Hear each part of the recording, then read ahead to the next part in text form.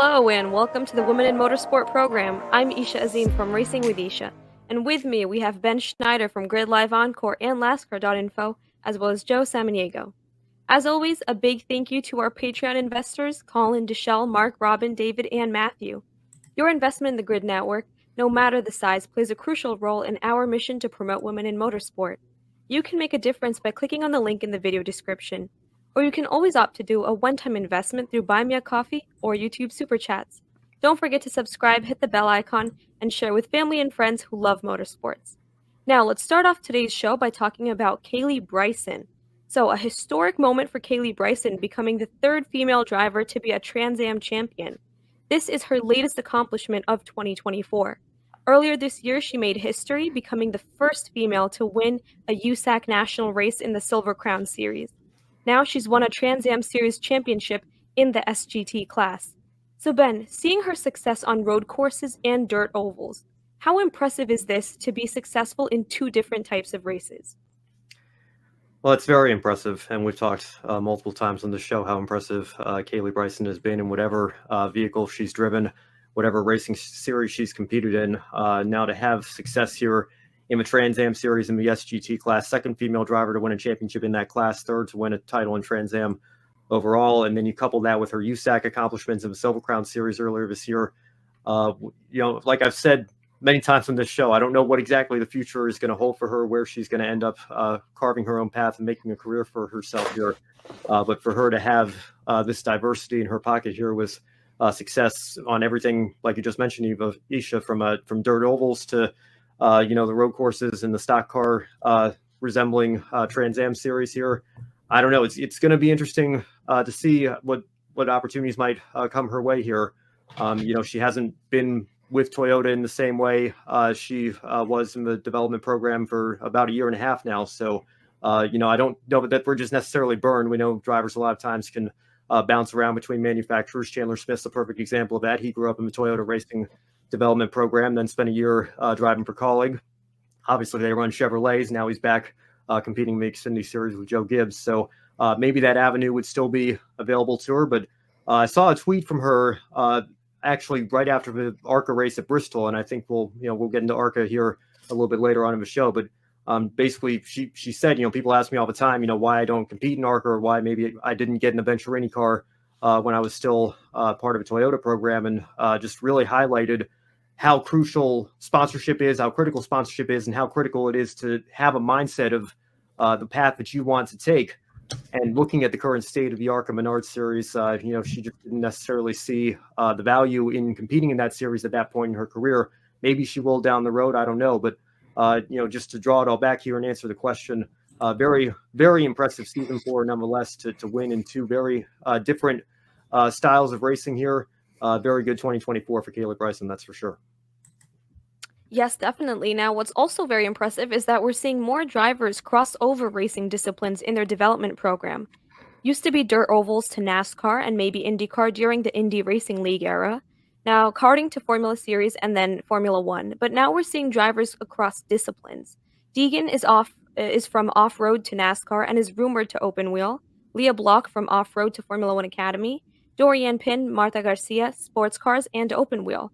So Ben, starting with you, do you have any opinions on drivers doing more disciplines as they develop than sticking to one specific type of motorsport?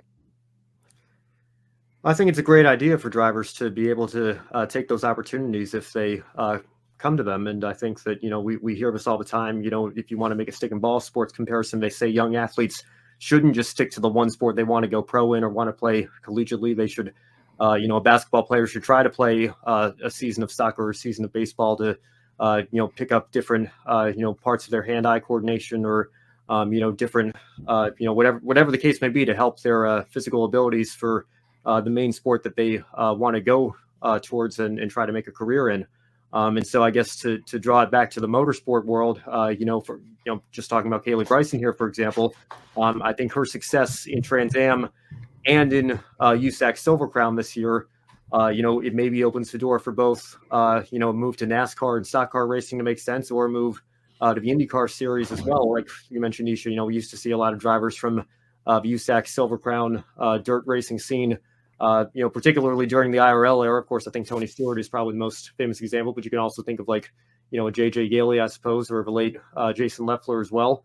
I think that's a great thing for a driver to, again, have on their resume is success in different disciplines. And I think it's great that we're seeing that with young female drivers moving up the ranks as well now. It is very impressive because I still remember where it just seemed with the Indy Racing League, USAC, Silver Crowns, then get up to, they had their version of like Indy Lights, then to the Indy Racing League, primarily ovals. That has changed. IndyCar has changed. And then you look at NASCAR, how that has changed from adding more road courses. The cars are much more different.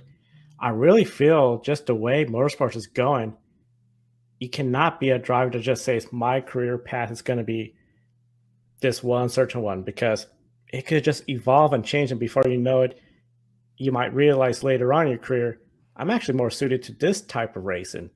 So I think this is wonderful seeing drivers from off-road trying out open wheel stock cars. I would love to see more drivers trying out off-road in World Rally Championship. We know there's some co-drivers in WRC Rally 2 as well. I think this is just great to see this crossover, and for female drivers to do this as well too. I think it just adds more value of, hey, this is what I could do on the track, not just in one aspect, but multiple disciplines, get that sponsorships opportunity as well. And I think really it's become a very interesting time in motorsports because we're seeing there's more fans demand. We want to see drivers do different disciplines, cross disciplines. I mean, Shane Van Gisbergen from Supercars, he done a World Rally event, NASCAR. People want to see Kyle Larson do the double. That's drawing huge crowds. Can you imagine how huge it would be if we had the first female driver to do the double, the Indy 500, Coke 600? That would be massive news. So I think this is just a very exciting addition to motorsport scene. Drivers doing more discipline, and I think it's a smart move, especially for like Dorian Pin, sports car open wheel. Sports car, we know the 24 Hours Le Mans is the biggest race. Open wheel, if that route to F1 doesn't materialize, maybe that route towards the Indy 500, that's 2 out of 3 races in the Triple Crown. So a lot of potential, and it's just very exciting time in motorsports. Yes, certainly. I mean, testing out different forms of motorsports definitely allows drivers to develop more skills, and it opens them up to a variety of different opportunities as well, which is great. So now with that, let us take a look at Formula One Academy this past week. Last week, we talked about Chloe Chambers getting a deal with Ford and Red Bull. This week, she and Nerea Marti were announced to join Andretti Global for the Formula E Women's Test. Both of them have been doing well this year in Formula E. So Ben and Joe, are you surprised by the move, especially Chloe Chambers, as Andretti is trying to get into Formula One, where Red Bull and Ford are already?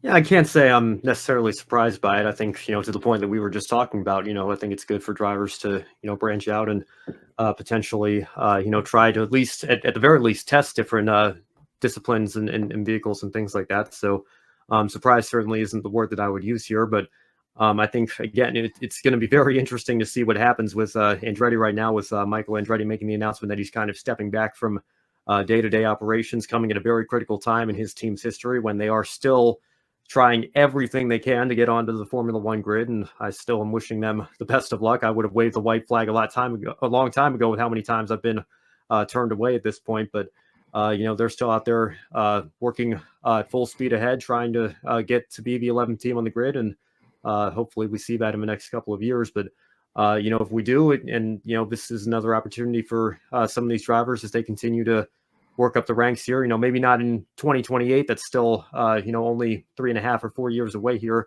But maybe as we enter the 2030s, that might be a place for an F1 Academy alum like a Chloe Chambers or Nerea Marti if their careers progress that far. This is a great opportunity for the two, and for Chloe Chambers. Overall, I think just the difference, the fact this is Formula E, I don't really see where there's going to be any direct way she could take something from Andretti towards Red Bull or vice versa, since it's a completely different discipline. We're talking about Formula E cars, everything from the drone you drive in, recharging the battery. It's just going to be a very different experience for her. So overall, I think this was just, hey, the opportunity presented itself with Andretti Global. Things happen in Formula One, things happen in motorsport. Sometimes a deal that you have inked in, we see another better deal opens up and the driver makes a change. So it's going to be really interesting to see how Chloe approaches. Overall, I think, though, she's probably going to be pretty comfortable with Red Bull for quite some time. This is just one great way for having her, though, on a Formula E stage, getting her name out there, and then potentially more fans following her next year in the F1 Academy. Yes, definitely. Now for some bad news for Bianca Bustamante. She will not be returning with McLaren in Formula One Academy for the next season. McLaren is replacing Bianca Bustamante with Ella Lloyd in 2025. Bianca has not had a good season with only one podium in Miami. Last year, she had 2 wins, and she has not scored points in the last 4 races. So, Joe, where do you see her in the next season in 2025? This is where I do get a bit concerned of F1 Academy. Okay, it's great what we're doing, putting all these female racers on a bigger stage. But after the 2 years, it's where did they go? For Bianca, I think she'll continue in Formula 4, like Italian Formula 4s, a couple other series here or there, but she loses that big stage presence, that big following from F1 Academy, that global stage, to now more regional, Italian Formula 4, UAE F4, more smaller area where you don't have the audience level like F1 Academy. Overall, though, I think it's just one of those years where in motorsports, you sometimes have a good year, things are going great. This was just not her year, and just unfortunate time with being a part of the McLaren team. You got to perform. Ella Lloyd coming in for 2025. It'll be really interesting to see how she performs. For Bianca, I think the best thing to do is just focus on her driver development program, whether it's in the regional Formula 4 areas. Maybe she could look in something in the United States as well, too, but it's just a tough situation. That's a bit of the concern I have is after F1 Academy, you do lose sort of that global following presence when you go to your next move. Yeah, Joe, I think the counter to that is probably that's something that's inevitable that comes with being, branded as the F1 Academy, being, support series to Formula One, the pinnacle of motorsport. But it also, I think, highlights how important it is for drivers to take advantage of the opportunities that they've been given here. And unfortunately for Bianca Bustamante, who showed a lot of promise in 2023, to only have one podium this year, despite being backed by McLaren and, being in a position where she could take advantage of that and, compete for a championship. Maybe not at, Abby Pulling's level necessarily. I'm not saying that she needs to, be there for her to, have a surefire career path, down the road she wants to take. But, would have hoped to have seen one more podium or more than one podium, I should say, from her so far this year. And looking at the last 2 rounds, to have not picked up a single point, only a best finish of 11th of a second Zandvoort race. I think you can certainly look at that and say, she had an opportunity and unfortunately she wasn't able to capitalize for it. But I think that this rule that F1 Academy has here, limiting drivers to 2 seasons, keeping them, between the ages of 16 and 25, I think, I can certainly understand where they're coming from here, because I think it is being put in place to prevent a situation like the W Series had with Jamie Chadwick, where Jamie came in the very first season in 2019 and won a title there. Obviously, the pandemic canceled the 2020 season, but then she came back in 2021, won the championship again, and didn't really find anywhere for her to go. So she just decided to come back to the W Series once again in 2022. And Joe, I remember we were talking on this show about the possibility that she might end up sweeping the entire season. Obviously that ended up not happening, and the series went into administration and unfortunately folded. But I think for Jamie at the time, I think it would have been better for her to step into, a Formula 3 car somewhere, or maybe if she wanted to go down the American path of the IndyCar series, come over to Indy next a year earlier in 2022, because I think that she kind of lost a season of development in the sense of, you're already a 2-time W Series champion. This isn't supposed to be, the women's Formula One league or anything like that. What more do you really gain by just stomping the field every weekend in a series where you've already won 2 championships? So, I can certainly understand from Bianca's perspective the disappointment of not being able to return next year, losing the McLaren backing and losing that stage presence, to your point, Joe, as well. But at the same time, I can understand why these provisions are in place here. And I think long term for somebody like Abby Pulling this year, who's also term limited for lack of better terms, she's obviously dominated her way to championship here. She should absolutely get an opportunity in a Formula 3 series somewhere, if not the FIA Formula 3 outright. So we'll see how their career paths go from here. But I think it is good to have those provisions in place to prevent another situation like what happened with Jamie Chadwick in the W Series. Yeah, and I agree. I think the provisions, the rules themselves, I think that's a great tool. This is just one of those unfortunate things where it's just your second year is sort of a down year compared to if this was her second year and she had more wins, maybe a championship contender. I think there would have been a lot more people knocking on her door about, hey, this is where we want you. Maybe McLaren has something with Extreme E or Extreme H as they're switching over to hydrogen cars. It's just one of those unfortunate deals, but that is something I think it is important. We have this provision where you have 2 years. This prevents somebody from being there 3 or 4 years and then just having a big advantage on somebody just starting out. So I do support the provisions, just the unfortunate time mainly for Bianca. Yes, it is quite an unfortunate situation for her, but I guess we just have to wait and see how 2025 plays out for both her and for the Formula One Academy.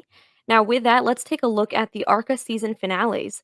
So, the 2024 ARCA Menards Series came to an end for 2024 at Toledo Speedway. Toni Breidinger finished 7th and on the lead lap despite earlier contact. She comes home 4th in the driver standings in the ARCA Menards Series. Amber Balcaen had a spun due to contact and came home 13th out of 21 cars. She is 6th in the final standings in a year where none of the full-time drivers won. So, Ben, how will you remember the 2024 ARCA Menards Series overall, and specifically Amber and Toni's results? Yeah, I don't want to sugarcoat it here. It is a little bit disappointing, I think, for Amber, particularly when you're driving a Venturini car, and she was only able to match her career best finish of 6th. I certainly expected a couple of top 5s from her at the very least, and obviously she kind of had her season, a wrench thrown in her season with her injury, Dover, and was never really able to fully recover from that in terms of her momentum, I think, although she didn't end up missing a race and completed the full season. So kudos to her for toughing it out. But yeah, really a miserable final race for her at Toledo, being a part of 3 cautions, including the one at the end that ultimately took her out and caused the red flag as they had to replace the infamous foam at Toledo.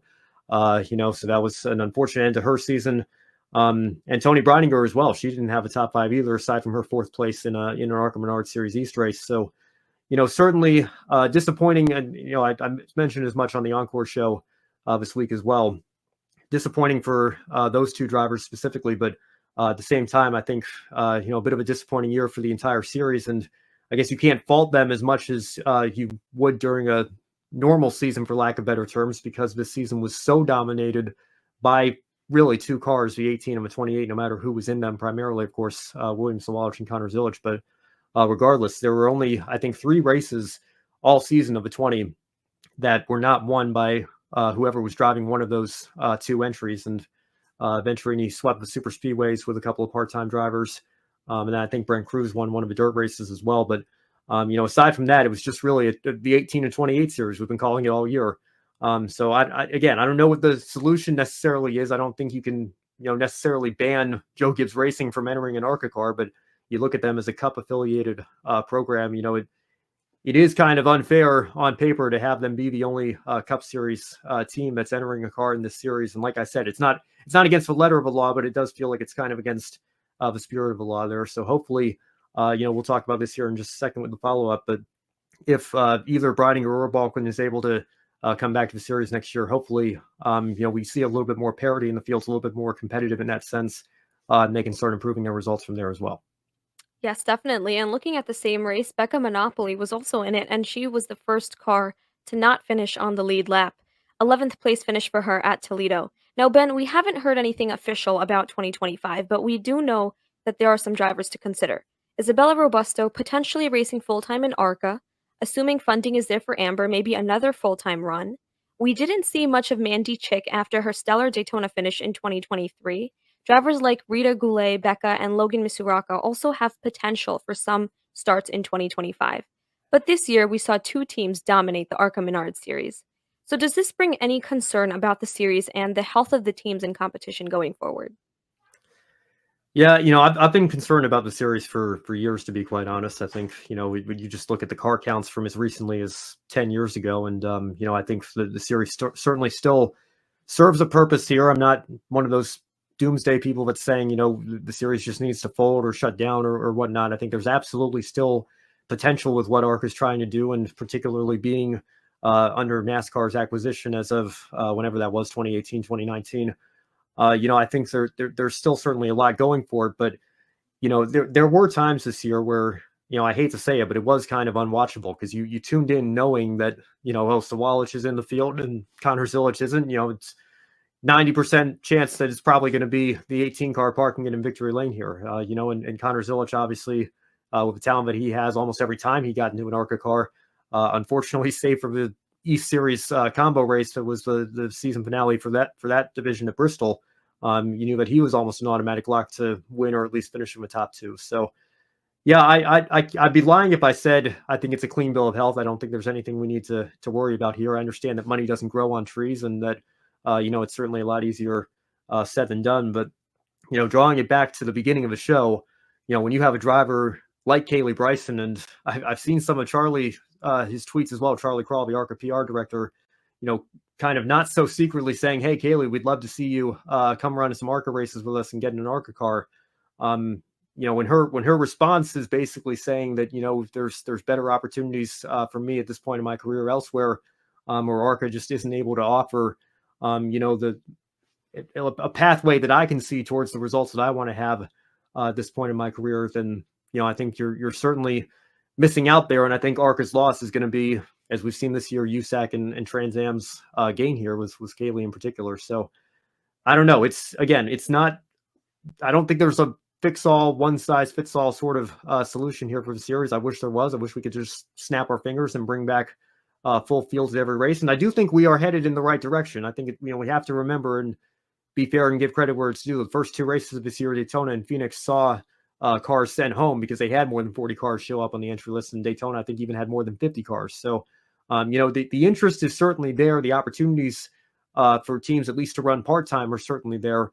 The opportunities for those teams to win, as evidenced by what we saw this season in the results, not so much. So I would love if we could get a story like Greg Van Alst winning Daytona last year, or potentially, one of these young female drivers putting their car in victory lane and, becoming the first female to win an ARCA national race. Of course, we've seen Gracie Trotter and Haley Deegan win in what's now ARCA West.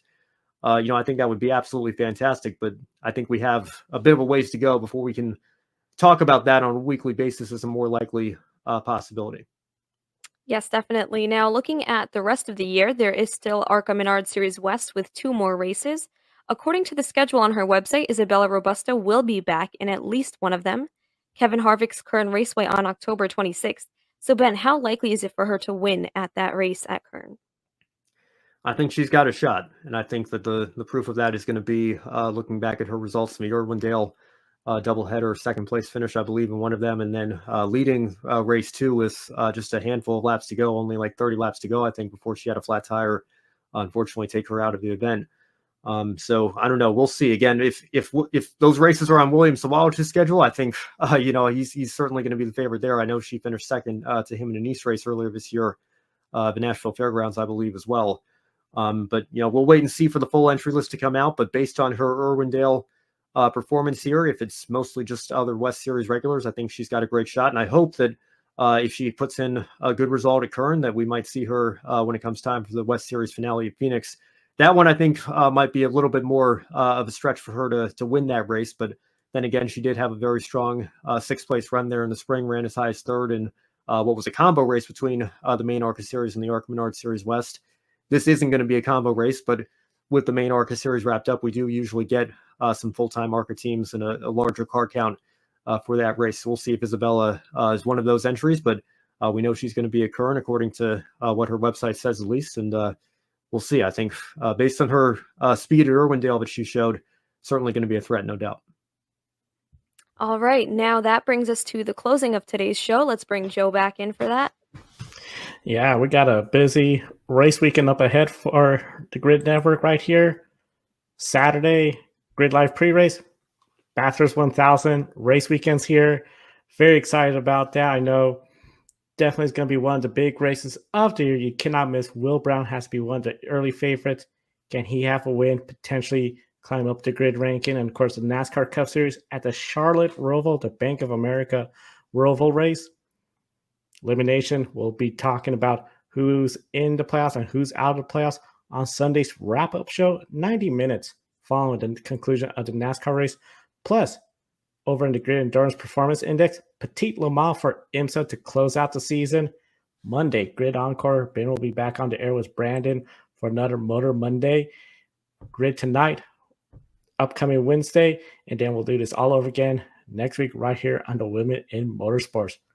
For Isha and Ben, I'm Joe. Thank you for watching today's program. We'll see you next time, and enjoy the races.